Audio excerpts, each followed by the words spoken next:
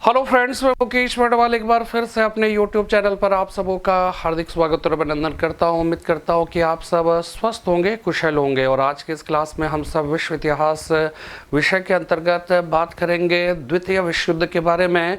और हम सब इसके बारे में अक्सर कहीं ना कहीं किसी न किसी रूप में विभिन्न विषयों में सुनते रहते होंगे। अगर हम अर्थव्यवस्था में पढ़े तो वहाँ पर भी हम कहीं ना कहीं प्रथम विश्व युद्ध या सेकेंड वर्ल्ड वॉर के बारे में पढ़ते हैं। और 1929 ईस्वी का जो विश्वव्यापी आर्थिक मंदी आई थी, उस आर्थिक मंदी का भी संबंध कहीं ना कहीं किसी न किसी रूप में विश्व युद्ध से बना हुआ है या बनता है। और इस वजह से अर्थव्यवस्था में जब हम कोई भी चीज़ जब हम पढ़ते हैं तो कहीं ना कहीं इसका जिक्र किसी न किसी रूप में होता रहा है। दूसरी बात, अगर हम अंतर्राष्ट्रीय राजनीति की बात करें, इंटरनेशनल रिलेशंस की बात करें, तो उन सारी जगहों पर भी जो है हम कहीं ना कहीं फर्स्ट वर्ल्ड वॉर और सेकेंड वर्ल्ड वॉर के बारे में सुनते रहते हैं। और इसी वजह से ये अपने आप में एक बहुत ही इम्पॉर्टेंट टॉपिक हो जाता है और इस पर विशेष तौर पर ध्यान देने की आवश्यकता पड़ती है। और ना सिर्फ हिस्ट्री ऑप्शनल के पॉइंट ऑफ व्यू से, बल्कि अगर हम जीएस के पॉइंट ऑफ व्यू से भी बात करें, जहां पर विश्व इतिहास से संबंधित जो है सवाल पूछे जाते हैं, उसके हिसाब से भी अपने आप में बहुत ही महत्वपूर्ण हो जाता है। और इसी वजह से आज के इस क्लास में हम लोग सेकेंड वर्ल्ड वॉर के बारे में बात करेंगे और उसके अंतर्गत हम लोग समझने की कोशिश करेंगे कि यह जो विश्व युद्ध था, सेकेंड विश्व युद्ध, वो कैसे हुआ, यानी कि उसके पीछे का जो रीजंस था वो क्या थे, वो what were the reasons behind the second world war, है ना। तो उसी के अंतर्गत जो है हम लोग आज के क्लास में कारण को समझने की कोशिश करेंगे। और आज हमें लगता है कि उतना वक्त नहीं मिलेगा कि हम सब इसके परिणाम को समझ सके, रिजल्ट को समझ सके, लेकिन रिजल्ट को भी हम सब समझेंगे। और आप इतना समझ लीजिए कि यह समकालीन विश्व को जो है प्रभावित या उसकी कह सकते हैं दशा और दिशा के निर्धारण में भी इसने अपनी महत्वपूर्ण भूमिका निभाई। अगर हम आप समझ जाइए कि रूस और यूक्रेन के बीच जो युद्ध चल रहे हैं, उन युद्धों के बारे में अगर हम समझें, या अमेरिका का रूस के साथ जो कह सकते हैं कि एक आर्क राइवलरी है, जो एक चिर प्रतिद्वंदिता जो बनी हुई है, वो कहा जाता है कि उसके पीछे का भी रीजन जो है कहीं ना कहीं इन सारे विश्व युद्धों से जुड़ा हुआ है। तो ये सब हम इस बात को समझने की कोशिश करेंगे। और ये जान लीजिए, इंटरनेशनल रिलेशंस जब आप पढ़ोगे तो ये भी अपने आप में बहुत ही महत्वपूर्ण जो है टॉपिक हो जाता है। तो यहाँ पे देखिए, सेकेंड वर्ल्ड वॉर, जैसा कि हमने अभी जो है कह सकते पिछले कम से कम 10-12 जो टॉपिक है, जो 10-12 लेक्चर्स पिछले हुए हैं, और कह सकते हैं कि ईस्टर्न प्रॉब्लम से लेकर अगर आप देखिए अब तक जितने भी टॉपिक के बारे में हमने चर्चा की है,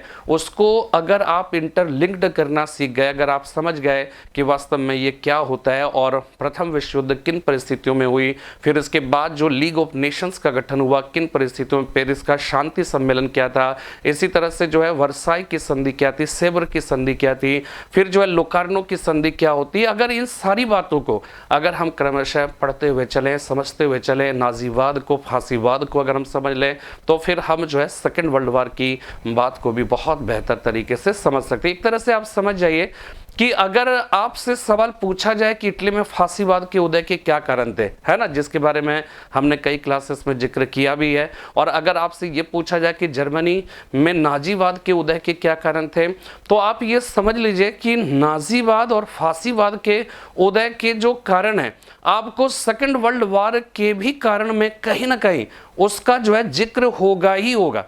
ठीक है, यही जो है कारण कह सकते हैं कि सेकेंड वर्ल्ड वॉर के कारण भी हो जाएंगे और वही नाजीवाद और फांसीवाद के भी कारण बन जाएंगे। तो इसलिए इसमें कोई बहुत ज़्यादा अंतर आपको नहीं दिखेगा। तो चलिए फिर आज के इस क्लास में हम लोग सेकेंड वर्ल्ड वॉर की शुरुआत करते हैं। उम्मीद करता हूं कि आप तक हमारी जो बातें हैं वो बिल्कुल सहजता, सरलता और कह सकते हैं बहुत ही स्पष्टता के साथ पहुँच पा रही होगी। और चलिए फिर हम स्टार्ट करते हैं, और तब तक मैं देख लेता हूँ कि कौन कौन से सदस्य उपस्थित हो गए। वैभव सिंह जी, अर्जुन कुमार प्रजापति जी, आकाश पांडे जी, ठीक है, आप सबों का आज के सेशन में हार्दिक स्वागत और अभिनंदन है। और अब तक हमने जो कुछ भी पढ़ाए हैं, उन सब के नोट्स भी जो है हमने क्या किया, आपको प्रोवाइड कर दिया है। और इसके बाद फिर क्या करेंगे कि अभी जो है इस टॉपिक के बाद ना हम लोग मॉडर्न इंडिया का भी जो नेशनल मूवमेंट के पहले का जो टॉपिक है वो सारे टॉपिक भी जो है हम लोग साथ में देखते भी चलेंगे, ठीक है ना। अभी विश्व युद्ध तक जो है जैसे ये हो गया, इसके बाद कुछ एक और टॉपिक बचेगा। तो आप इतना समझ जाइए कि अगर हम 4, 5 या 6, 7 और टॉपिक्स है उस टॉपिक को कवर कर लेंगे तो बहुत हद तक विश्व इतिहास जो है वो क्या है कि सारे इंपॉर्टेंट चीज जो है वो क्या हो जाएगा, कवर्ड हो जाएगा, ठीक है। तो चलिए शुरुआत करते हैं सेकेंड वर्ल्ड वॉर का। तो इसमें हम लोग सबसे पहले समझने की कोशिश करें, ठीक है। आप सब हेडिंग अगर डालना है तो आप जरूर लिखिएगा सेकेंड वर्ल्ड वॉर, द्वितीय विश्व युद्ध, ठीक है, द्वितीय विश्व युद्ध, सेकेंड वर्ल्ड वॉर। और ये जो सेकेंड वर्ल्ड वॉर है ना, इसके बारे में हम बात करेंगे आज की क्लास में, और वो है कॉजेस के बारे में, कॉजेस यानी कि कारण के बारे में, ठीक है। यानी कि इतना बड़ा युद्ध हुआ, तो इस युद्ध के जो है आपको पता है कि महात्मा बुद्ध ने किसकी बात करी थी, प्रतीत्य समुत्पाद की बात की थी, ठीक है। आप लोगों को याद आ रहा होगा, प्रतीत्य समुत्पाद की बात की थी महात्मा बुद्ध ने। और महात्मा बुद्ध का यह जो प्रतीत्य समुत्पाद का सिद्धांत है ये कार्य कारण का सिद्धांत कहलाता है, ठीक है। इस सिद्धांत को कहा जाता है कार्य कारण का सिद्धांत, ठीक है ना। और प्रतीत्य समुत्पाद किसी वस्तु के होने पर किसी अन्य वस्तु की उत्पत्ति। यहां पे कार्य कारण का सिद्धांत ये ध्यान रखना है कि प्रतीत्य समुत्पाद जो है ये बौद्ध धर्म का एक बहुत ही महत्वपूर्ण सिद्धांत है। बल्कि आप ये समझ लीजिए कि महात्मा बुद्ध की जो फिलॉसफी थी, संसार के प्रति उनका जो दृष्टिकोण था, उस दृष्टिकोण की निर्मित में इस कार्य कारण के सिद्धांत ने अपनी महत्वपूर्ण भूमिका, आप ये कह सकते हो कि इसकी केंद्रीय भूमिका रही है, ठीक है। तो इसी के अंतर्गत ये कहा जाता है कि वास्तव में इस दुनिया में कोई भी ऐसी वस्तु नहीं है, कोई भी ऐसी घटना नहीं है जिसका कोई ना कोई कारण मौजूद ना हो। तो अगर हम सेकेंड वर्ल्ड वॉर को एक कह सकते हैं इंसिडेंट मान ले, है ना, अगर इसको एक कार्य मान ले तो इसके भी कारण होंगे। तो उसी कारण की अगर हम बात करें, ठीक है, तो हम लोग इसको समझने की कोशिश करते हैं कि देखिए पहला जो विश्व युद्ध है ना, इसके में 1914 से 18, ठीक है। और इसका जो सेकेंड वर्ल्ड वॉर का समय रहा 1939 से 45 ईस्वी के बीच। प्रथम विश्व युद्ध ये है फर्स्ट वर्ल्ड वॉर हो गया, और ये क्या है, सेकेंड वर्ल्ड वॉर, ठीक है। ये हो जाएगा सेकेंड वर्ल्ड वॉर हो जाएगा, ठीक है। तो देखिए फर्स्ट वर्ल्ड वॉर जो है 1914 से 18 के बीच में चला, ठीक है। इसमें भी 2 गुट थे, और यहां पर भी जो है वो क्या हो जाएगा, 2 गुट हो जाएगा।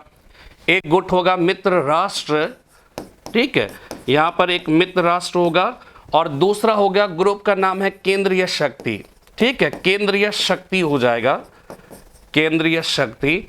इसके बाद यहां पर देखिएगा ये हो जाएगा धुरी राष्ट्र हो जाएगा। यही केंद्रीय शक्ति जो है यहां पर क्या कहलाएगा, धुरी राष्ट्र कहलाएगा, ठीक है, धुरी राष्ट्र, ठीक है। जबकि दूसरा जो है वो मित्र राष्ट्र यहां भी था, और यहां पर भी कहलाएगा मित्र राष्ट्र कहलाएगा, ठीक है। इस बात को एकदम ध्यान से समझिए कि 1914 से 18 के बीच में प्रथम विश्व युद्ध चला था, ठीक है। इसमें भी 2 गुट थे, यहां पर भी 2 गुट है, ठीक है, यहां पर भी 2 गुट है, यहां पर भी 2 गुट है। एक गुट जो है वो सेंट्रल जो है पावर कहलाता है, और इसे केंद्रीय शक्ति कहा गया। दूसरा गुट जो है वो कह सकते हैं मित्र राष्ट्र हो गया, ठीक है। यहां पर भी जो है धुरी राष्ट्र है, यहां पे मित्र राष्ट्र, यहां पे केंद्रीय शक्ति कहा जाएगा, यहां पर धुरी राष्ट्र कहा जाएगा, ठीक है। लेकिन यहां पे समझिएगा एक बहुत बड़ा फर्क समझिएगा कि यहां पे जो केंद्रीय शक्ति है, उस केंद्रीय शक्ति के अंतर्गत जो है क्या है कि जर्मनी है, ठीक है। इसके बाद क्या हो जाएगा, ऑस्ट्रिया है। इसके बाद क्या हो जाएगा, एक जो है वो इटली भी, सॉरी इटली यहां पर नहीं है, ठीक है, यहां पर क्या हो जाएगा, तुर्की भी हो जाएगा, ठीक है। ये जो है वो तुर्की हो गया। और ये ध्यान रखना है कि इटली जो है वो क्या था, इसमें मित्र राष्ट्र की तरफ से शामिल था, ठीक है। लेकिन जब यहां पे जाते हैं तो यहां पर एक धुरी जो है, मतलब एक गुट बनता है, उसको कहा जाता है रोम बर्लिन टोक्यो, ठीक है, रोम बर्लिन टोक्यो, ये है त्रिगुट, ठीक है, यहां पर इटली इसमें शामिल था मित्र राष्ट्र में। यानी कि शुरू में क्या था कि शुरू में आपने देखा कि यहां पर क्या था कि जब प्रथम विश्व युद्ध की बात हो रही थी तो उस प्रथम विश्व युद्ध के समय में इटली यद्यपि ट्रिपल अलायंस का वो सदस्य हुआ करता था, यानी कि जर्मनी ऑस्ट्रिया के साथ वो तीसरा पार्टनरशिप जो है वो कह के बनाता था। लेकिन युद्ध के समय में अगर देखा जाए 1915 ईस्वी में वो क्या करता है कि अपना पाला बदल देता है और वो मित्र राष्ट्र के खेमे में चला जाता है। ठीक है, मित्र राष्ट्र के खेमे में चला जाता है और इसके बाद क्या होता है कि जो इटली जो सोच कर गया था मित्र राष्ट्र के खेमे में, उसके साथ देखिए ये सब जो है सेकेंड वर्ल्ड वॉर का कारण बन जाएगा और ये इटली इसका पाला छोड़कर फिर वापस जो है धुरी राष्ट्र में शामिल हो जाएगा। तो यहां पर ये समझिएगा इटली जो सोचकर अपना पाला बदला था केंद्रीय शक्ति से निकलकर वो मित्र राष्ट्र के खेमे में प्रथम विश्व युद्ध में शामिल हुआ था। तो वहां पर क्या है कि उसका रीजन क्या था, रीजन ये था कि वो कुछ कह सकते हैं कि वो जिस क्षेत्र की उसकी चाहत थी, यानी कि वो जिस टेरिटरी को चाहता था वो टेरिटरी का जो था उस पर अधिकांशतया कब्जा जो है वो ऑस्ट्रिया का था। ठीक है, मेरी बात आप समझिएगा कि इटली जिस क्षेत्र की प्राप्ति की बात करता था। अच्छा, एक बात और समझ लीजिए कि यहां पर यह भी समझना है कि जो साम्राज्यवाद की जो भावनाएं थी, जो क्षेत्र को प्राप्त करने की जो चाहत थी, वो चाहत इटली में, जर्मनी में कहीं ज्यादा सबल, कहीं ज्यादा प्रबल दिखती है। ठीक है, इसका रीजन क्या होता है, रीजन यहां पे समझिएगा कि रीजन ये है कि जब हम इंडस्ट्रियल रिवॉल्यूशन की बात करते हैं तो इंडस्ट्रियल रिवॉल्यूशन सबसे पहली बात जो है वो कहां पे हुआ था, ब्रिटेन में हुआ था। ब्रिटेन के बाद इसका असर जो है वो क्या है कि यूरोप के अन्य देशों में पड़ता है, अमेरिका में पड़ता है, जापान में पड़ता है। लेकिन इटली और जर्मनी की जब बात आती है तो वो इस मामले में क्या हो जाता है कि वो बिल्कुल पिछड़ जाता है। ठीक है, इसका सबका कॉन्सेप्ट समझिएगा कि आपने यूनिफिकेशन ऑफ इटली की बात सुना है, यूनिफिकेशन ऑफ जर्मनी की बात सुना है, लेकिन क्या यूनिफिकेशन ऑफ स्पेन की बात सुना है? क्या यूनिफिकेशन ऑफ इंग्लैंड की बात सुना है? क्या यूनिफिकेशन ऑफ जर्मनी की बात सुना है? नहीं सुना है ना। तो इसका मतलब यह है कि कह सकते हैं कि सामंतवाद की जो परिस्थितियां थी, उन परिस्थितियों का सामना यूरोप के सभी देशों को करना पड़ा और उस वजह से मध्यकाल यूरोप का जो है वो डार्क एज बन जाता है। ठीक है, लेकिन जब आधुनिक काल की शुरुआत हुई, पुनर्जागरण वगैरह जब हुआ, जब पूंजीवाद का उदय हुआ, राष्ट्रीय राज्यों का उदय हुआ, तो फिर धीरे धीरे क्या होता है कि सामंतवाद जो है वो कमजोर पड़ने लगता है और फिर राष्ट्रीय राज्यों का उदय होता है। लेकिन इटली और जर्मनी जो था वो इस मामले में बहुत पीछे रह गया और इसके पीछे रीजन ये था कि इटली और जर्मनी बहुत सारे छोटे छोटे राज्यों में विभक्त था। तो इसलिए उसका जो है कह सकते हैं कि वहां पर जो राष्ट्रीय राज्य हैं, उन राष्ट्रीय राज्य के रूप में उसका उदय बहुत बाद में हुआ और 1870, आप सोच लिए 1870-71 के आसपास में इटली और जर्मनी का यूनिफिकेशन हुआ है।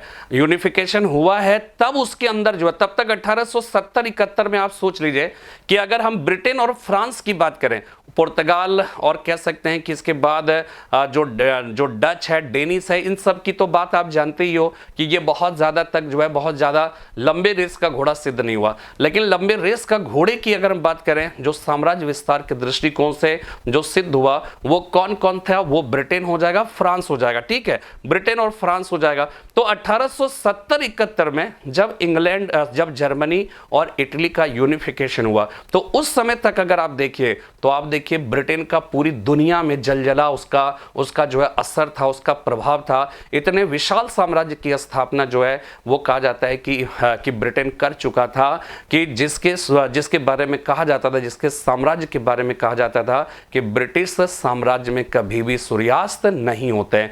लेकिन क्या होता है कि जब यूनिफिकेशन ऑफ इटली होता है, यूनिफिकेशन ऑफ जर्मनी होता है, तो जर्मनी और इटली एक प्रकार से कह सकते हो कि जब तक यूनिफिकेशन नहीं हुआ था, जब तक वहां पे सामंतवाद का बोलबाला था, तो ऐसा लगता था मानो जैसे इटली और जर्मनी दुनिया की समस्त घटनाओं से एक प्रकार से कह सकते हैं कि वो विमुख होकर वो चीर निद्रा में सोया हुआ देश है। ठीक है। लेकिन जैसे यूनिफिकेशन हुआ तो ऐसा लगा कि जैसे वो जागृत अवस्था में आया और उसने आसपास देखा तो अरे बाप रे बाप, ब्रिटेन है, फ्रांस है, वो सब कहां कहां पहुंच चुका है, कितनी तरक्की कर चुका है। तो इन लोगों में एक प्रकार से होड़ प्रारंभ हो जाती है कि हम भी जाकर डेवलपमेंट करेंगे, हम भी डेवलपमेंट। तो इंडस्ट्रियल रिवॉल्यूशन जो होता है वो क्या होता है कि तब इटली और जर्मनी में भी जो है उसका क्या होता है, असर दिखता है, और वहां पे तेजी से इंडस्ट्रियल रिवॉल्यूशन जो है वो होता है, उसका असर जो है वो क्या है कि दिखने लगता है। तो जब इंडस्ट्रियल रिवॉल्यूशन इटली और जर्मनी का भी हुआ तो उसको भी अब क्या चाहिए था, ठीक है, उसको भी कच्चा माल चाहिए था ना, उसको भी मार्केट चाहिए था, और उसको प्राप्त करना जो है वो जर्मनी और कह सकते हैं कि ये फ्रांस, जर्मनी और इटली के पास भी जाहिर सी बात है कि उतना बड़ा जो है कह सकते हैं कि एक मार्केट नहीं था, या फिर उसके इतने पॉपुलेशंस नहीं थे कि वहां पर जो है कह सकते हैं कि जो कह सकते हैं प्रोडक्शन हो रहा था वो प्रोडक्शन को वो खपा सकते थे। तो इसीलिए उसको भी क्या है, मार्केट की तलाश था, और मार्केट की तलाश में जो है इसका मतलब क्या था, वो भी उपनिवेश चाहते थे, और उपनिवेश प्राप्त करने की चाहत में वो भी एक साम्राज्यवाद की जो अंधाधुंध लड़ाई जो पिछले कई वर्षों से चल रहा था उसमें जर्मनी जो है वो क्या है कि कूद गया। इटली के साथ भी ऐसी ही स्थिति थी, इटली भी जो है कह सकते हैं कि, और फिर वहां पर जो है कह सकते हैं कि एक सनक जो है वो पैदा होती है और उसका असर सदियों तक जो है वो क्या है कि देखा जाता है। तो यही जो है, अब देखिए क्या है, ब्रिटेन जो है पूरी दुनिया में अपना दबदबा कायम किए हुए, ठीक है, जो बचा खुचा है वो फ्रांस ने कायम किया हुआ है, ठीक है। तो अब जो है इटली और जर्मनी के पास क्या था, इटली और जर्मनी के पास कोई नया क्षेत्र था ही नहीं जीतने को, तो वो जाहिर सी बात है वो क्या होगा, ब्रिटेन और फ्रांस के जो क्षेत्र होंगे उन क्षेत्रों पर अपना असर जमाना चाहेगा, अपना प्रभाव जमाना चाहेगा। तो इस वजह से क्या होता है कि उसका ब्रिटेन और फ्रांस के साथ जो है जर्मनी और इटली की तनातनी जो है वो प्रारंभ हो जाती है। लेकिन आपको यहां पर यह भी समझना है कि देखिए दो तीन बातें आपको बहुत ही मतलब जो है कॉन्सेप्चुअल मैं आपको बताऊंगा कि आप इसको ऐसे समझिए, ठीक है। ये आप मान लीजिए ये ब्रिटेन है, ठीक है, ये क्या हो जाएगा, इसको मान लीजिए फ्रांस, ठीक है। यहां पे आप मान लीजिए, ये मान लीजिए जर्मनी है, जर्मनी है, और ये है इटली, ठीक है। ये ब्रिटेन है और ये क्या हो जाएगा, फ्रांस, ठीक है, और वो जर्मनी है और वो क्या हो जाएगा, इटली, ठीक है। अब देखिए बात समझिएगा, बहुत ही इंपॉर्टेंट बात बता रहा हूं। ये आप मान लीजिए रसा है, ये क्या है, रूसिया, ठीक है। अब रसिया में क्या हुआ कि प्रथम विश्व युद्ध के समय या प्रथम विश्व युद्ध के दौरान जो है 1917 में जो है आपको पता है कि 1917 में यहां पे क्या होता है, रशियन रिवॉल्यूशन,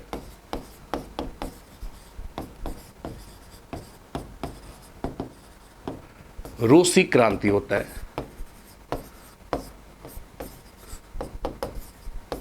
ठीक है। तो जब रूसी क्रांति होता है तो क्या होगा, वहां पर साम्यवाद का उदय होगा, ठीक है। वहां पर उदय किसका होगा, साम्यवाद का, साम्यवाद का उदय होगा, ठीक है। ब्रिटेन और फ्रांस की अगर हम बात करें तो ये ब्रिटेन और फ्रांस जो है वो क्या है, ये है पूंजीवादी देश,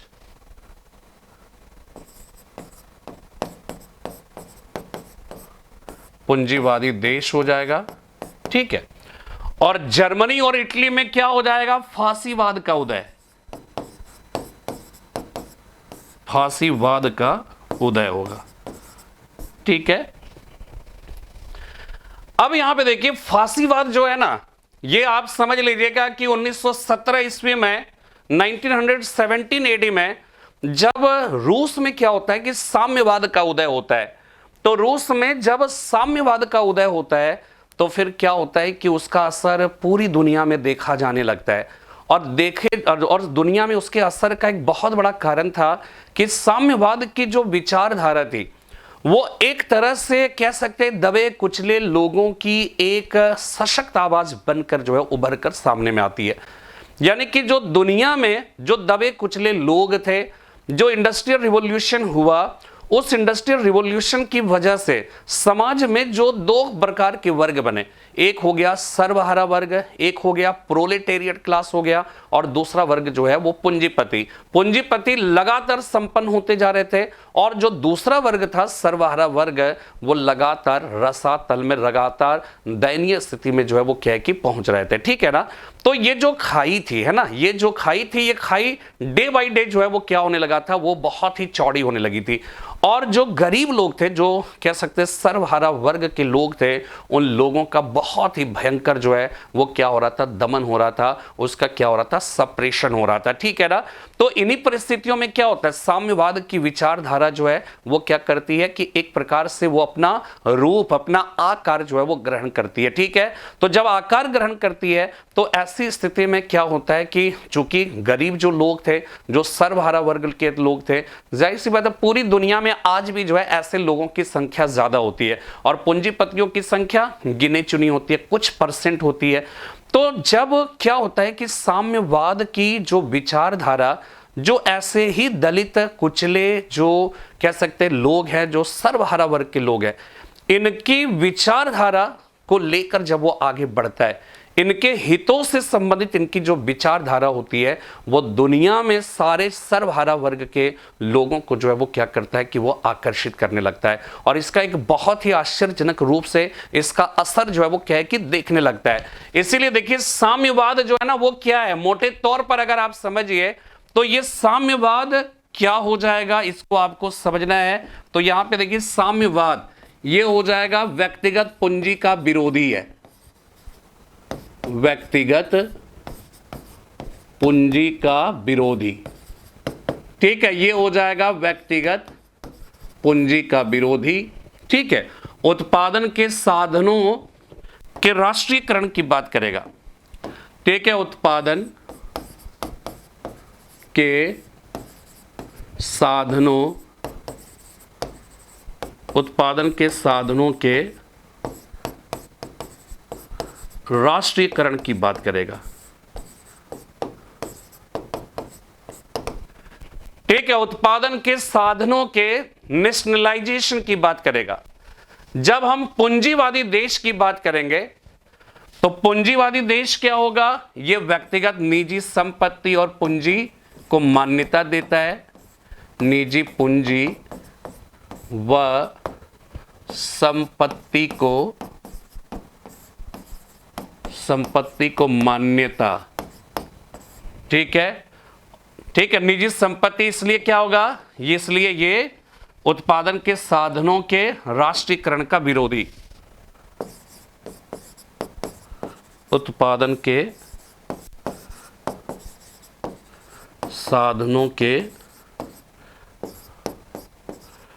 राष्ट्रीयकरण का विरोधी।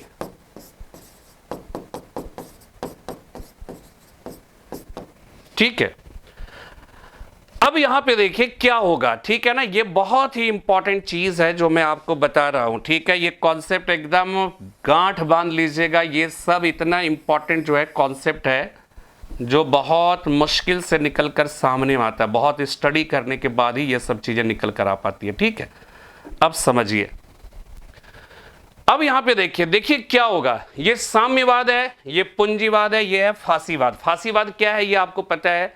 एक चीज और समझिएगा कि ये जो है ना, ये बात जो है कि इंपॉर्टेंट बात और छूट गई, वो भी कह दूं कि ये क्या हो जाएगा, लोकतंत्र का समर्थक होगा।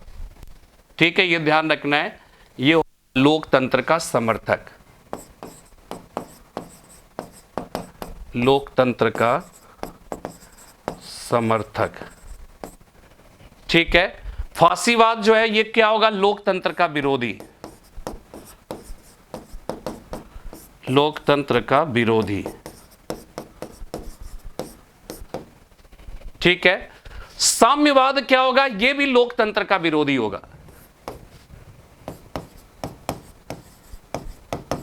लोकतंत्र का विरोधी,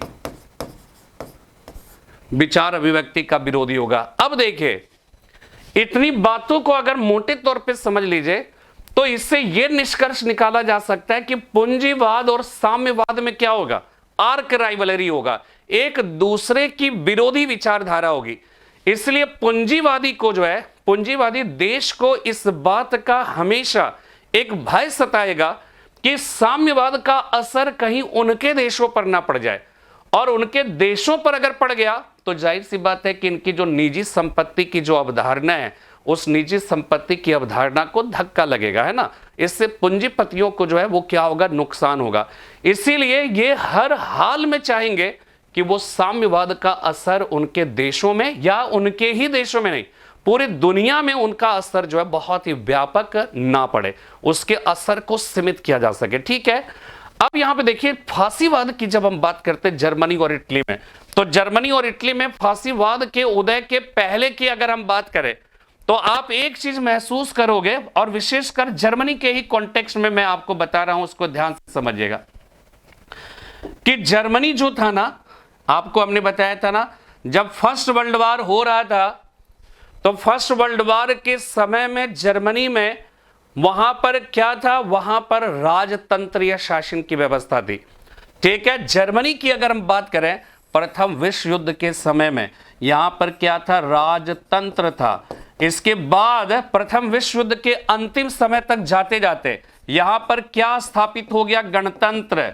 और यहां पर क्या हो गया, यहां पर वीमर संविधान की रचना हुई थी, शायद आपको हमने, शायद का ये कंफर्म था, हमने आपको बताया था।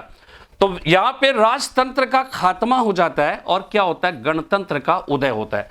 ठीक है, गणतंत्र का उदय होता है। इसके बाद ये गणतंत्र जो है, चूंकि प्रथम विश्व युद्ध की वजह से जर्मनी में कह सकते हैं कि जर्मनी को बहुत ही नुकसान हुआ था, आर्थिक हालात बहुत ही खराब थे, बेकारी अपने चरमोत्कर्ष पर था, मुद्रास्फीति एकदम बढ़ी हुई थी, और साथ में क्या था कि इन परिस्थितियों, और सब साथ में क्या था कि वर्साई की जो संधि थी, उस संधि के अंतर्गत जो है इसके बहुत सारे क्षेत्र जो है वो छीन लिए गए थे, इसके उपनिवेश जो है वो छीन लिए गए थे। साथ में क्या था कि इस पर बहुत युद्ध की क्षतिपूर्ति के रूप में एक हैवी रकम का एक बोझ जो है उसके ऊपर डाल दिया गया था। ठीक है ना, उसके ऊपर हैवी रकम का जो है बोझ डाल दिया गया। ठीक है, इसी तरह से और भी तरह से इंसल्ट किया गया, अपमानित किया गया। जब आपको पता है कि वर्साई की संधि में जब भाग लेने के लिए जर्मनी के प्रतिनिधियों को बुलाया गया था, तो उनके ऊपर जो है पत्थरों से हमले किए गए, अंडे फेंके गए, उनके साथ दुर्व्यवहार किया गया था। एक तरह से प्रतिशोधात्मक संधि थी, और इस वजह से क्या था कि जर्मनी में एकदम मतलब कह सकते हैं कि स्थिति बहुत ही खराब थी, वो उसके स्वाभिमान को बहुत ही ठेस पहुंचा हुआ था। इसीलिए क्या होता है कि वहां पर जब ये जीत जाते हैं, ये सारे मित्र राष्ट्र जीत जाते हैं, तो अपने ही जो है लोकतंत्र और गणतंत्र की तरह ही जो है इन्होंने क्या किया, इन्होंने लोकतंत्र का समर्थन करते हुए इन्होंने क्या किया, गणतंत्र की स्थापना की। कौन सा संविधान बनाया, वीमर का संविधान बनवाया।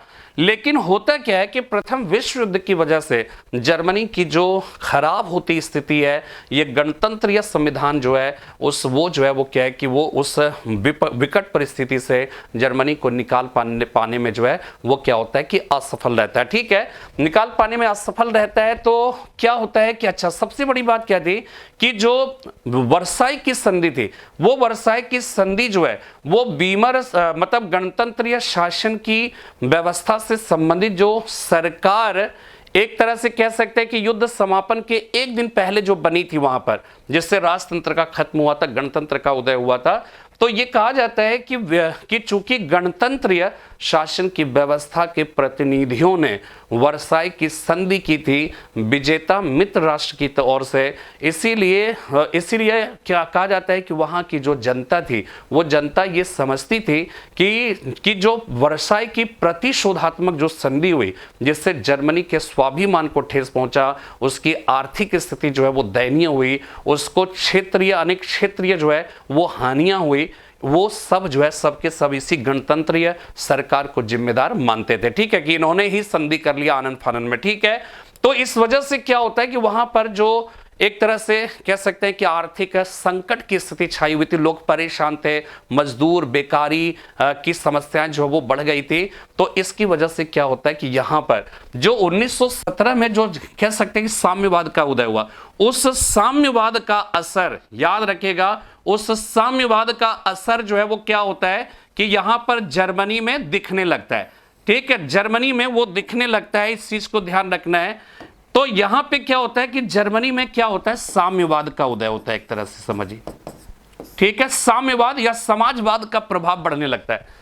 तो साम्यवाद का प्रभाव बढ़ने लगता है, लेकिन याद रखिएगा ये जो साम्यवादी वहां पे या समाजवादी जो सरकार थी, वो सरकार भी जो है जर्मनी को उस विकट परिस्थिति से बाहर नहीं निकल सकी। तो इन्हीं परिस्थितियों में क्या होता है कि धीरे धीरे वहां पे राष्ट्रवादियों का एक दल जो है वो गठित होता है, और वो धीरे धीरे अपनी ताकत बढ़ाता है, और वही जो है नाजीवाद के नाम से पुकारा जाता है। वही जो है हिटलर के नेतृत्व में अब वो क्या करेगा, वो वर्साय की संधि का उल्लंघन करने लगेगा। ठीक है, अब यहां पे देखिए ये जो इसके विरोध में जिस फांसीवाद का उदय हुआ, तो फांसीवाद जो है वो किसका विरोधी है, साम्यवाद का विरोधी है। और साम्यवाद की आर्क राइवलरी जो है वो किससे है, पूंजीवाद से है। पूंजीवाद की दुश्मनी इससे है, और फांसीवादियों का भी दुश्मन कौन बन गया, साम्यवाद। इसलिए दुश्मन का दोस्त अपना दोस्त बन जाता है, इसलिए पूंजीवादी और फांसीवाद में जो है एक प्रकार से क्या हो जाता है, संधि हो जाती है। और याद रखना है कि आप अक्सर जो है एक शब्द सुनते होंगे, तुष्टीकरण की नीति, तुष्टीकरण की नीति, पॉलिसी ऑफ अपीजमेंट जो वर्ड है ना, ये वर्ड याद रखिएगा कि ये सेकंड वर्ल्ड वॉर के पहले की पृष्ठभूमि के रूप में इस मतलब जो है कह सकते हैं कि इस शब्द का बड़े पैमाने पर प्रयोग किया जाता है। यानी कि आपको यह ध्यान रखना है कि अगर सेकंड वर्ल्ड वॉर की परिस्थितियों की अगर हम बात करें, उसके फैक्टर्स की बात करें, उसके रीजन्स की अगर हम बात करेंगे, तो हमें ये समझ में मतलब एक कारण के रूप में हमें तुष्टीकरण की जो पॉलिसी है, जो फ्रांस और ब्रिटेन की जो पॉलिसी ऑफ अपीजमेंट जो जर्मनी और इटली के संदर्भ में उसने जो है वो कह सकते हैं कि अपनाई थी, उसकी वजह से सेकेंड वर्ल्ड वॉर की परिस्थितियां जन्म दिया, परिस्थितियों के क्रिएट होने में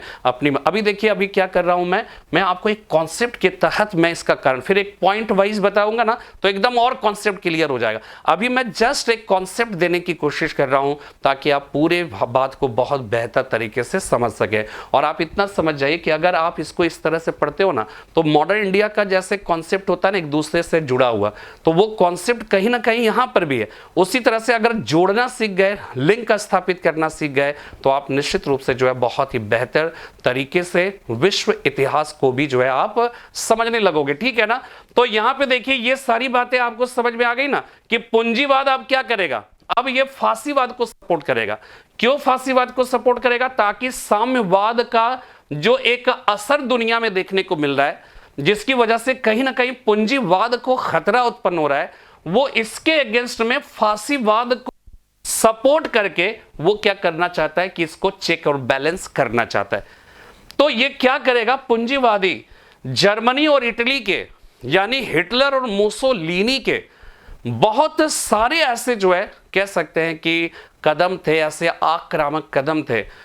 कहा जाता है कि ब्रिटेन और फ्रांस ने उसने क्या किया, इसे रोकने की कोशिश नहीं की। ठीक है, इसे रोकने की कोशिश नहीं की। जैसे एक गलत काम करते हो तो गलत काम आप करते हैं, ठीक है, तो जो दूसरा देश है वो देश ये जान रहा है कि ये गलत काम कर रहा है, लेकिन उसको भय किससे है, तो उसको भय जो है वो इससे है, साम्यवाद से। यानी कि साम्यवाद से वो इतने भयभीत थे कि फांसीवाद की बढ़ती ताकत भी और उसकी वजह से उत्पन्न विश्व की जो संकट है वो संकट उसको कम दिखता था, और इसलिए वो क्या कर रहे थे कि इनके हर एक कार्य की जो है वो क्या कर रहे थे कि समझो मतलब जो है कह सकते हैं कि उनको एक प्रकार से मौन समर्थन दे रहे थे। यहां तक कि आप इस तरह से समझ जाइए कि जर्मनी है ना, जर्मनी के बगल में जो है आप देखिएगा, ठीक है, यहां पर आप ऐसे समझिए ये है जर्मनी, है ना। अब इसको ऐसे मान लीजिए कि ये आप मान लीजिए जर्मनी है, तो जर्मनी है ना, तो यहां पे देखिएगा ये जो है इलाका है, ये इलाका है पोलैंड, ये है जर्मनी, ठीक है, ये हो जाएगा चेकोस्लोवाकिया। अब तो चेक हो गया, CZEK है, ठीक है ना, और ये है स्लोवाकिया, स्लोवाकिया, पहले चेकोस्लोवाकिया एक साथ हुआ करता था, ठीक है।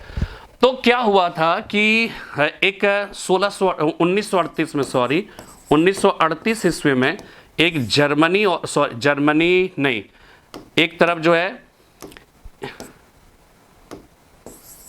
ठीक है, एक तरफ ब्रिटेन प्लस फ्रांस वर्सेस हो जाएगा जर्मनी।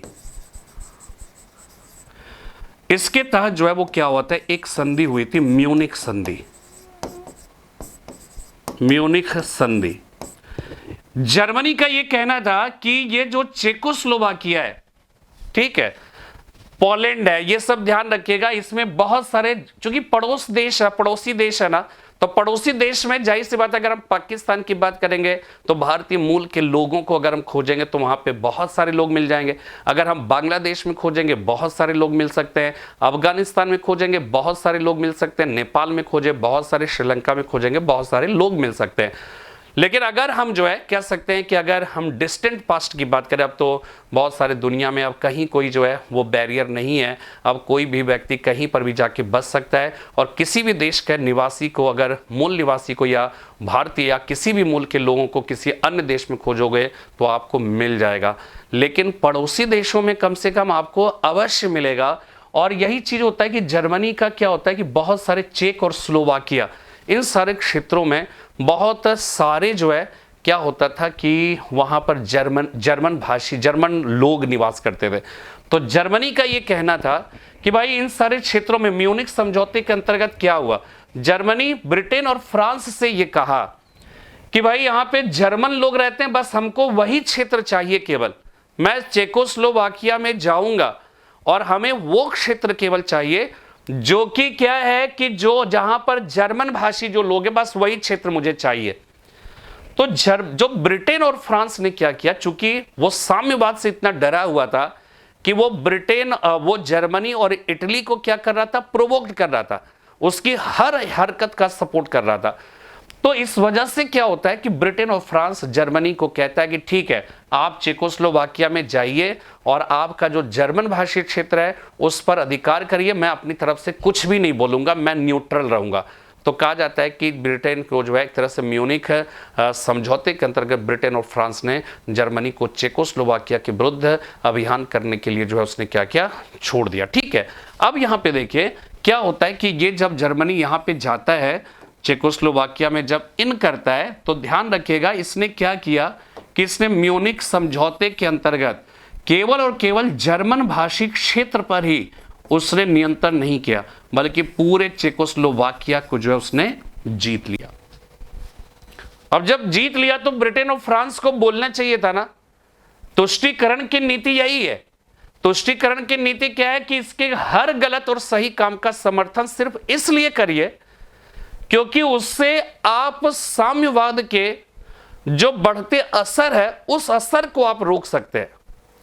यानी कि आप सोचो कि साम्यवाद से इनके अंदर इतना खौफ था कि वो फांसीवाद की वजह से पूरी दुनिया की जो कह सकते हैं कि जो बातें थी वह, या दुनिया की जो स्थिति जो कह सकते इतनी सेंसिटिव हो रही थी, इस बात का उनको एहसास नहीं था।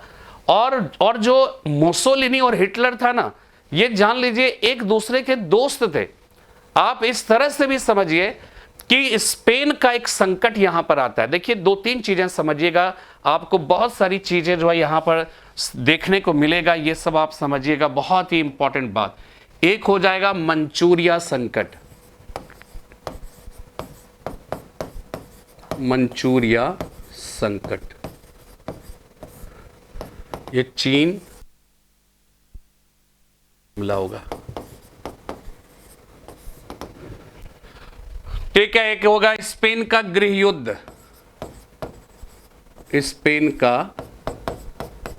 गृह युद्ध, सब इसी दौर, सब समझिएगा। स्पेन का गृह युद्ध, इसमें गणतंत्र वर्सेस फांसीवाद, फांसीवाद यहां पर भी है।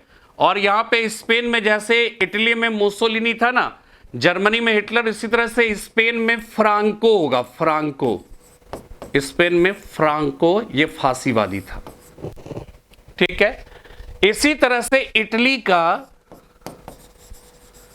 इटली का अबिसीनिया पर आक्रमण।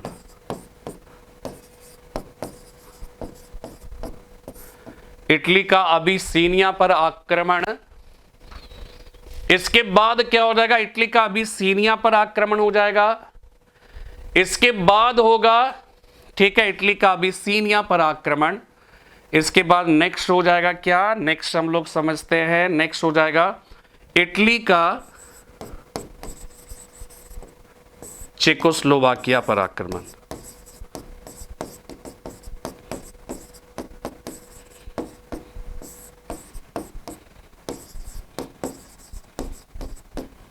चेकोस्लोवाकिया पर आक्रमण, ठीक है।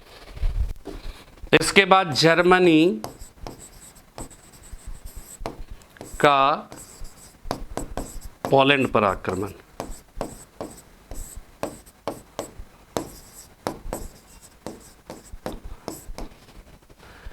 फिर हो जाएगा जर्मनी का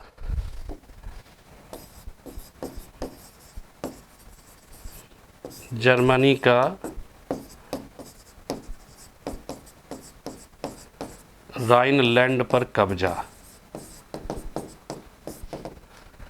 राइनलैंड पर कब्जा, ठीक है। अब यहां पे देखिए, ये सारी चीजें समझिए। मंचूरिया जो है ना, चाइना, अगर आप देखिएगा, ठीक है, चाइना की अगर हम बात करें तो ये जो है ऐसे आप कर लीजिए, ऐसे है, ये इस तरह से कुछ इस तरह की आकृति होगी। ये जापान का क्षेत्र है, ठीक है, सेंकाकू द्वीप वगैरह सब है। ये जो एरिया है ना, ये एरिया इसका मंचूरिया, चाइना का है मंचूरिया। और ये ध्यान रखना कि जापान, ठीक है, जापान जो है एक वर्ड है, वो वर्ड मैं आपको जो है मतलब कह सकते हैं कि जस्ट मैं एकदम उसको जो है देखना चाहूंगा डिक्शनरी में, है ना।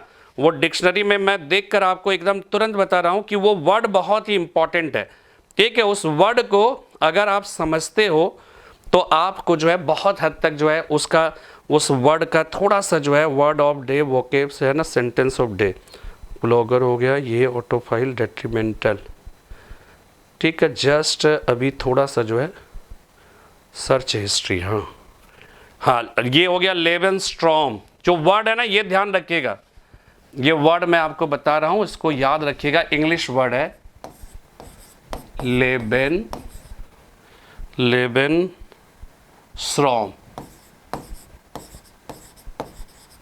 लेवेनस्ट्रॉम, ठीक है।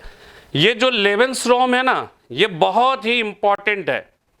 ये जो वर्ड है इसका इंग्लिश वर्ड, इसका हिंदी मतलब जो है आप जरूर नोट कर लीजिएगा, लेवेनस्ट्रॉम।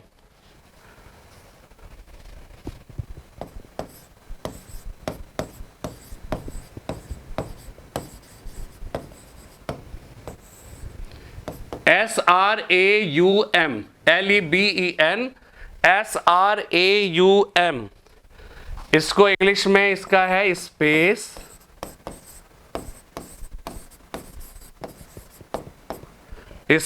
Short for occupation.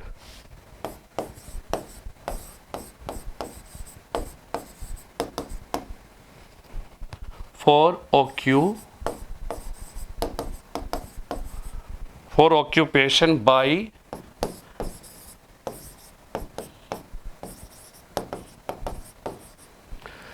a nation whose population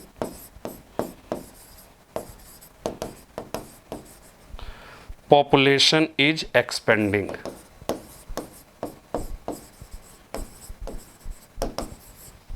ठीक है, ये बात आप समझिएगा। स्पेस मतलब अपने अधिकार क्षेत्र का विस्तार करना, हिंदी में इसको कहेंगे अपने अधिकार क्षेत्र का विस्तार करना, ठीक है ना। इसको कहेंगे लेवेनस्ट्रॉम, है ना, लेवेनस्ट्रॉम। ये बात समझिएगा, ये भी एक तरह से दूसरे विश्व युद्ध का एक बहुत बड़ा कारण बन गया। लेवेनस्ट्रॉम क्या है?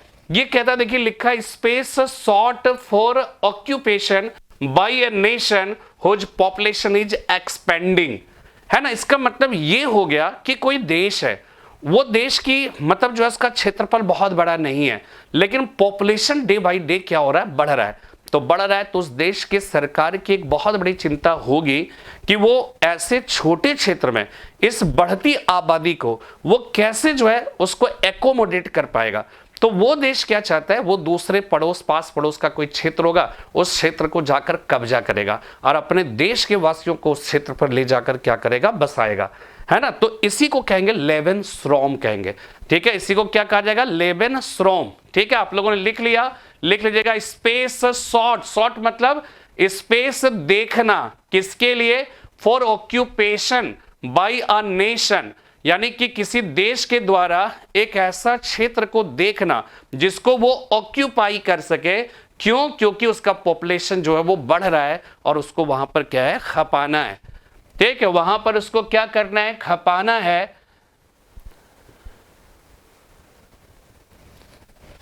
अब तक आवाज पहुंच पा रही है आप लोगों के पास?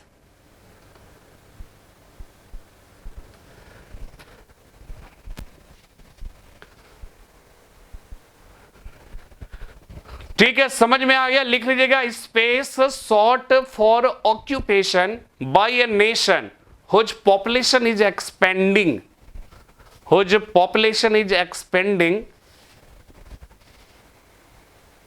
ठीक है, लिख लिया। लेवेनस्ट्रॉम, ये बहुत ही अच्छा वर्ड मैं आपको बता रहा हूं, ठीक है ना।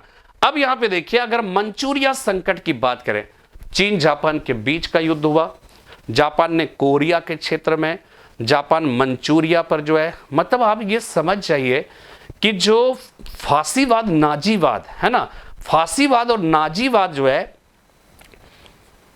वो एक प्रकार से आप ये समझ जाइए कि एक ऐसी विचारधारा है जिसके अंदर बहुत सारी ऐसे विचारों का समावेश है जो पूरी दुनिया को तनाव से जो है वो क्या किया था, भर दिया था।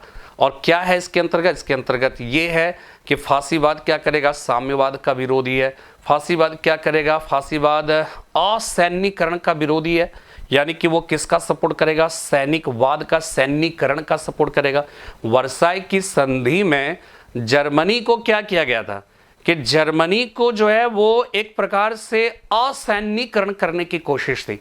हमने आपको यह बताया था कि वर्साई की जो संधि थी उस संधि में वुडरो विल्सन के जो 14 पॉइंट्स थे, उस 14 पॉइंट्स को जब हमने आपको बताया था, उस 14 पॉइंट्स में एक पॉइंट क्या था, एक पॉइंट जो था वो असैन्यीकरण से संबंधित था, जिसको कहेंगे डिसआर्मामेंट। तो वो डिसआर्मामेंट क्या केवल जर्मनी का ही था विल्सन के 14 बिंदु में, कि सभी देशों के लिए था? इसका जवाब है सभी देशों के लिए था।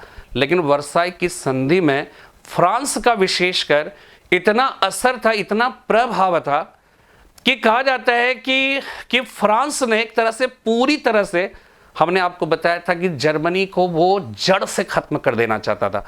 हमने आपको एक बात जो है बताई थी कि फ्रांस युद्ध में जीत तो गया था प्रथम विश्व युद्ध में, लेकिन ये ध्यान रखिएगा कि फ्रांस अभी भी जीत, मतलब कैसे ना, युद्ध के दौरान ही वो कह सकते हैं कि वो जीत तो जा रहा था, जर्मनी को तरह तरह से परेशान तो कर रहा था, लेकिन ये ध्यान रखिएगा कि फ्रांस इस बात से भी डरा हुआ था कि जर्मनी को अगर ताकत मिल गई तो फिर से वो क्या करेगा कि फ्रांस को वो जो है, मतलब वो कह सकते हैं कि घुटने पर मतलब बैठने के लिए मजबूर कर देगा।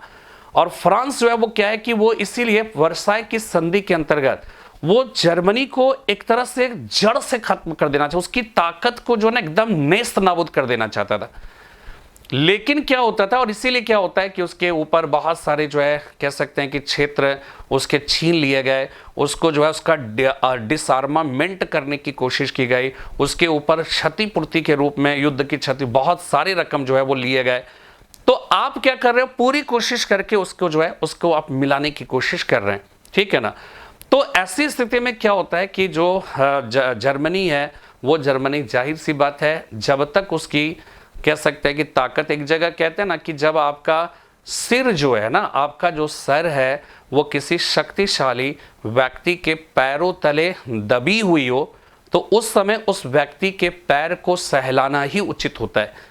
तो जर्मनी ने क्या किया, उसको संधि करनी पड़ी, वर्साई की संधि मजबूरन करनी पड़ी, और उसने साफ साफ उनके प्रतिनिधियों ने यह कहा कि मैं इस संधि पर इसलिए नहीं सिग्नेचर कर रहा हूं कि मैं ये चाहता हूं, मैं इसे स्वेच्छा से स्वीकार कर रहा हूं, बल्कि मैं इसलिए कह रहा हूं ताकि कोई और युद्ध ना हो पाए, ठीक है ना। लेकिन जो है वो क्या है कि वहां पर एक तरफा, लेकिन जब लोकार्नो की संधि होती है तो थोड़ा सा वहां पर ये होता है कि उसको बराबरी का दर्जा दिया जाता है, और लेकिन फिर भी जो है कह सकते हैं कि वो बात मतलब कह सकते हैं बन नहीं पाती है, और बाद में जाकर फिर क्या होता है, सेकेंड वर्ल्ड वार की परिस्थितियां तैयार होने लगती है। तो मेरी बात आपको ये समझ में आ रही है ना कि ये चीज ध्यान रखना है कि जब क्या होता है कि क्षेत्र का जो लेवेनस्ट्रॉम की बात की जाती है कि वो क्या चाहता है, कि वो चाहता है अपने क्षेत्र का एक्सपेंशन चाहता है, और एक्सपेंशन करेंगे तो जाहिर सी बात है जिस देश के क्षेत्र को आप लेंगे उसके साथ आपकी तनातनी होगी। और ये कहा जाता है कि फांसीवाद जो नाजीवाद था, वो नाजीवाद फांसीवाद हमने आपको बताया कि फ्रांस और जर्मनी ने विशेषकर फ्रांस और ब्रिटेन ने, विशेषकर फ्रांस ने, चूंकि जर्मनी का जो है असैन्यकरण किया था, उसके राइनलैंड को जो है आप सोच लीजिए कि राइनलैंड जो है ना, वो भी समझ लीजिए राइनलैंड क्या है। ये सब शब्द अगर समझ लोगे ना तो अपने से भी पढ़ेंगे ना तो आप देखिएगा कि आपको बातें समझ में आने लगेगी। यहां पे देखिए राइनलैंड क्या है, ये है आपका जर्मनी, ठीक है, ये आप जर्मनी मान लीजिए, और जर्मनी का ये हिस्सा, और ये क्या है, फ्रांस है, ठीक है, ये हो जाएगा फ्रांस।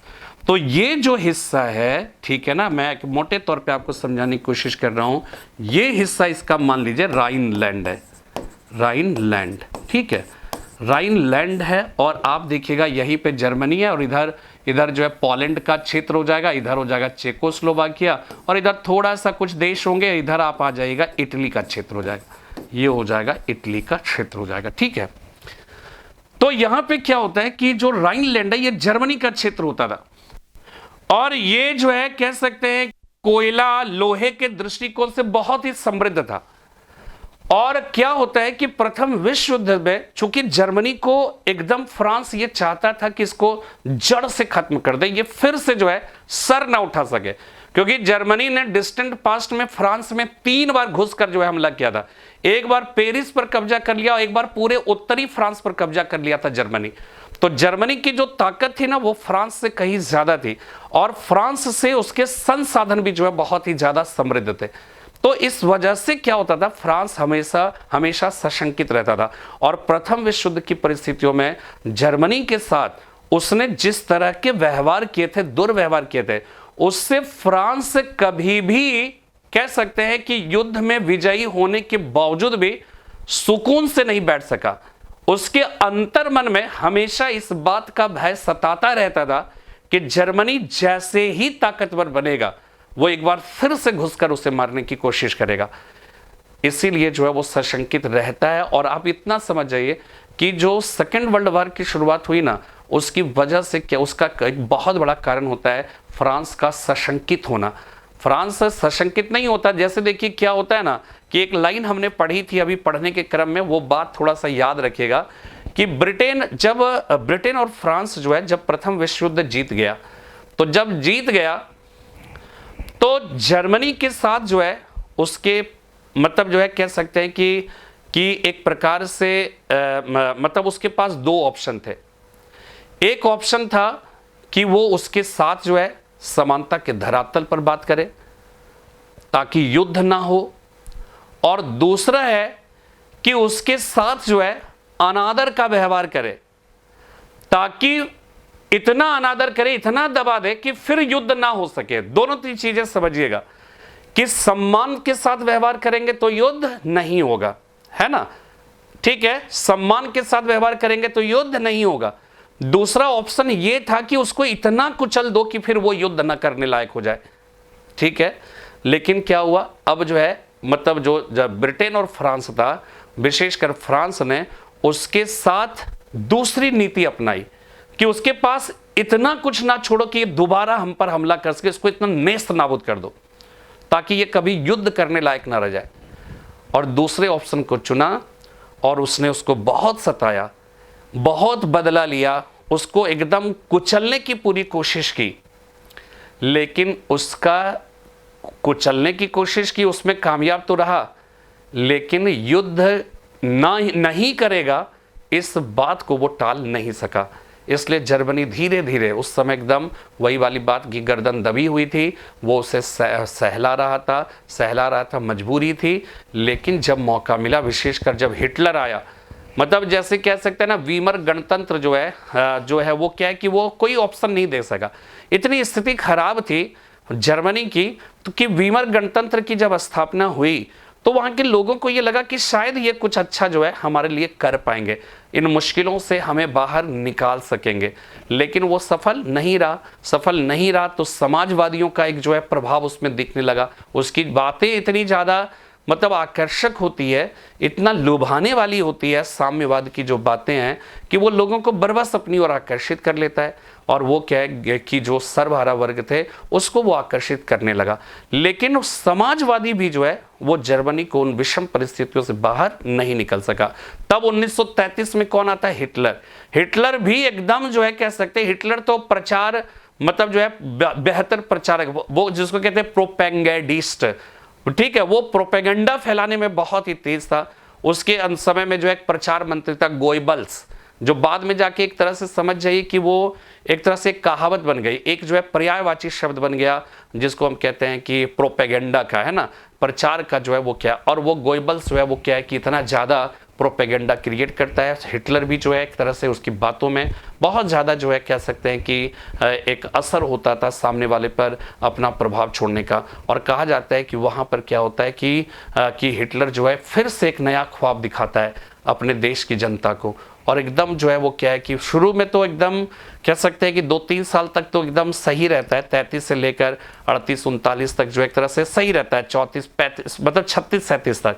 और उसके बाद वो जो है अपना जो लोकतंत्र, गणतंत्र, ये सब चीज़ें जो परंपरा की कि जनता की विचारों को, अभी फांसीवाद जो है जस्ट लाइक गणतंत्र का विरोधी हो गया, लोकतंत्र का विरोधी हो गया, विचार अभिव्यक्ति की स्वतंत्रता का विरोधी हो गया।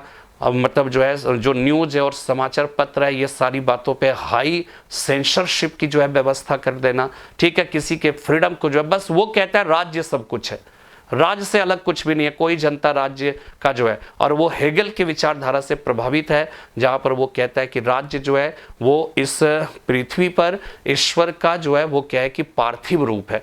और वो कहता है कि उसके आदेशों का अनुपालन सबके लिए करना अनिवार्य है। और वो उसके अनुपालन की बात करता है। और उसके बाद वो जो है तब वो क्या करता है कि वो देखता है कि वर्साई की संधि में उसको बड़ा जो है वो नुकसान हुआ था, और राइनलैंड को छीन लिया गया था। अब सोचिए, राइनलैंड ये छीन इसलिए लिया था, सोचिए कि लोहे का कोयले का ये समृद्ध क्षेत्र था। और इसमें शुरू में ना राष्ट्र संघ को 15 वर्षों के लिए दिया गया था, राष्ट्र संघ को। लेकिन राष्ट्र संघ जो था ना वो वास्तव में ब्रिटेन और फ्रांस ने इस क्षेत्र का यूज किया, तो जर्मनी इस क्षेत्र से वंचित रहा। जर्मनी की माली हालत खराब रहे, है ना। तो इस वजह से क्या होता है कि जब हिटलर आता है, हिटलर तुरंत जो असैन्यकरण की बात की कि 1 लाख सैनिक मात्र रहेगा, जल सेना, नौसेना को तो एकदम तहस नहस कर दिया, जो थल सेना उसमें 1 लाख तक सीमित कर दिया। इसके बाद जो है वो क्या है, राइनलैंड को जो है वो क्या है कि तोप वगैरह सब बनाने पर, जो पनडुब्बी सब बनाने पर प्रतिबंध लगा दिया गया। तो ये सब तब कहा जाता है कि जब हिटलर आता है, हिटलर वर्साई की संधि का उल्लंघन करने लगता है, ठीक है, उल्लंघन करने लगता है। और सबसे बड़ी बात कि ब्रिटेन और फ्रांस वो तब तक देखता रहता है, मंचूरिया संकट आया, है ना, मंचूरिया पर कब्जा करने की कोशिश जो है। इसके बाद इटली देखिए, इटली क्या करेगा, अबिसीनिया, अफ्रीकन कंट्रीज है, इथियोपिया को अबिसीनिया भी कहते हैं। तो इटली के पास भी जो है क्षेत्र क्या थे, कम थे ना, उसके पास इंडस्ट्रियल रिवॉल्यूशन हो रहा था, लेकिन उसके पास क्षेत्र नहीं थे व्यापार करने के, जहाँ माल खपाया जा सके, कच्चा माल प्राप्त कर सके। वो इथियोपिया पे जाके हमला कर देता है। ब्रिटेन और फ्रांस शांत रहता है, मंचूरिया पर हमला कर देता है, ब्रिटेन और फ्रांस शांत रहता है, जापान करता है, ठीक है। इसी तरह से इसके बाद जो है जो इटली होता है वो चेकोस्लोवाकिया पर आक्रमण कर देता है, तब भी वो शांत रहता है। जर्मनी चेकोस्लोवाकिया पर आक्रमण करता है, तब भी वो शांत रहता है। लेकिन जब जर्मनी क्या करता है, पोलैंड पर आक्रमण, आप देखिए पोलैंड पर आक्रमण क्यों करता है, ये भी समझिए कि ये जो है ना, ये ध्यान रखना है कि यहां पर ये कौन सा सागर है, किसी को पता है कि जर्मनी के इस और ये कौन सा सागर है? कितने लोगों को मालूम है? कितने का ज्योग्राफी अच्छा है? जैसे इंदिरा गांधी ने किया, बताइए, जल्दी बताइए। जर्मनी के उत्तर में कौन सा सागर है? आकाश पांडे जी बताइए, महेंद्र प्रजापति और भी जो लोग हैं जो जानते हैं, किसी को मालूम है कौन सा सागर है? पता नहीं, याद नहीं आ रहा है, वो एक सागर है ना। तो वो क्या होता है ना कि जर्मनी और पोलैंड जो है, ध्यान रखिएगा कि पोलैंड को यहां तक जाने के लिए एक गलियारा की आवश्यकता थी, और वो गलियारा आप समझ जाइए कि ब्रिटेन और फ्रांस ने ऐसी व्यवस्था की थी ना, ब्रिटेन और फ्रांस ने ऐसी व्यवस्था की थी, उत्तर सागर, नॉर्थ सी नहीं, बाल्टिक। हाँ, ये वैभव सिंह एकदम सही कह रहे हैं, वैभव सिंह जो कह रहे हैं ना, बाल्टिक सागर, ठीक है ना। ये बाल्टिक सागर तक जो है वो क्या था कि यहां से एक तरह से इनको जो है पोलैंड को गलियारा दिया है, उसको जाना था यहां पर, है ना। तो वर्साई की संधि में, पेरिस शांति सम्मेलन में ये सब डिसाइड हुआ था कि पोलैंड जो है वो क्या एक अलग राष्ट्र बनेगा, और उसको समुद्री इलाका तक जाने के लिए पता नहीं इधर क्या हर्डल था कि जर्मनी की तरफ से एक गलियारा दिया जाएगा, ये कॉरिडोर दिया जाएगा। यानी कि आप सोचिए, जर्मनी का भी अंग भंग करने की कोशिश हुई। राइनलैंड इधर पोलैंड गलियारा बना दिया, पोलैंड गलियारा बना दिया। तो कहा जाता है कि जब हिटलर आया ना, हिटलर ने क्या किया, इस पर भी हमला करना स्टार्ट कर दिया। तो अब तक कह सकते हैं कि 1 सितंबर 1939 आपने जापान ने मंचूरिया पर आक्रमण किया, इसके बाद इधर इटली ने अबिसिनिया पर, जर्मनी ने चेकोस्लोवाकिया पर आक्रमण किया। ब्रिटेन और फ्रांस ने कुछ नहीं बोला। क्यों नहीं बोला? वही बात बताया कि फांसीवाद को वो साम्यवाद से थोड़ा कम खतरनाक मानता था, साम्यवाद को उससे ज्यादा खतरनाक मानता था, और साम्यवाद को बैलेंस करने का एकमात्र तरीका वो फांसीवाद का समर्थन करके वो ये मानता था कि समर्थन करने से होगा। लेकिन क्या होता है कि ये सब चलता, लेकिन जर्मनी जब पोलैंड पर आक्रमण कर दिया, और कब आक्रमण किया याद रखिएगा, 1 सितंबर 1939 ईस्वी को, 1939 को। जैसे ही जर्मनी पोलैंड पर आक्रमण करता है, द्वितीय विश्व युद्ध की शुरुआत हो जाती है, सेकेंड वर्ल्ड वॉर की शुरुआत। क्यों?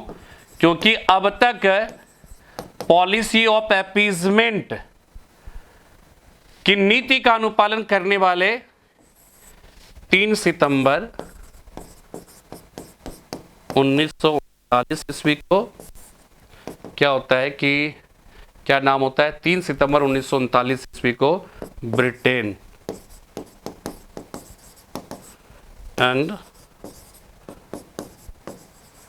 फ्रांस ने जर्मनी के विरुद्ध युद्ध की घोषणा करता है। यानी कि अब जाके यहां पे करता है। अगर ये शुरू से ही जो है, अगर पॉलिसी ऑफ अपीजमेंट का अनुपालन नहीं करते, अगर शुरू से ही जो है ये अगर इसके प्रति अगर थोड़ा सा एकदम स्ट्रिक्ट डिसीजन लेते, तो शायद, और जो है मुसोलिनी और हिटलर जो है ना, दोनों ने ये दोनों इसकी कमजोरी समझ लिया था ब्रिटेन और फ्रांस को, इसलिए वो तरह तरह से जो है वो आतंक फैला रहा था, और ब्रिटेन फ्रांस कुछ नहीं कर रहा था। लेकिन जब जर्मनी ने पोलैंड पर आक्रमण कर दिया, तब जो है ब्रिटेन और फ्रांस को लगा कि नहीं, अब जो है पानी जो है सर के ऊपर जा रहा है, और तब जाकर युद्ध की घोषणा करता है, और फिर सेकेंड वर्ल्ड वॉर की शुरुआत हो जाती है।